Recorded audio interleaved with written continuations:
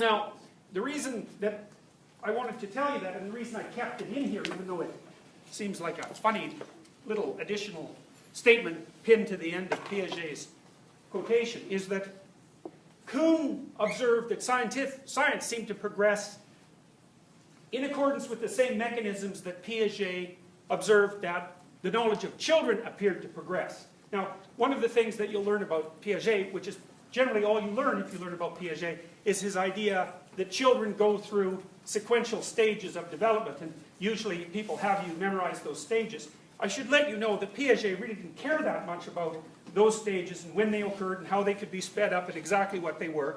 He was much more interested in deep philosophical questions, and that element of his work generally goes unrecognized by the North American psychologists who purport to understand what he had to say. Now, because he wrote dozens of books, some of which are not yet translated, it's not surprising that people come away with a partial view of Piaget.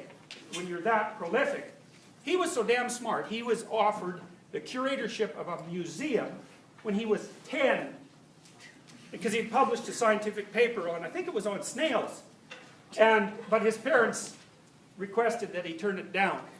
So, you know, Piaget was a major genius, and if someone puts their mind like that, puts their mind to work for an entire lifetime, and he lived to be an old man, they could produce an awful lot of intellectual material, and it's not necessary, especially if it can't be summarized easily as a single, you know, coherent theory that you could memorize in one page.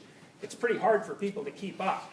So it's not surprising that his thought gets reduced to, you know, a set of axioms in a sense. But the devil's often in the detail with great thinkers, and what that means is that to really understand what they had to say, you actually have to read them, because a lot of the information is at the sentence level of analysis and not at the summary level of analysis. You know, if you're really smart, it's not that easy to summarize what you have to say, because most of what you have to say is in fact informative, so you can't just throw it away. It's hard to compress it.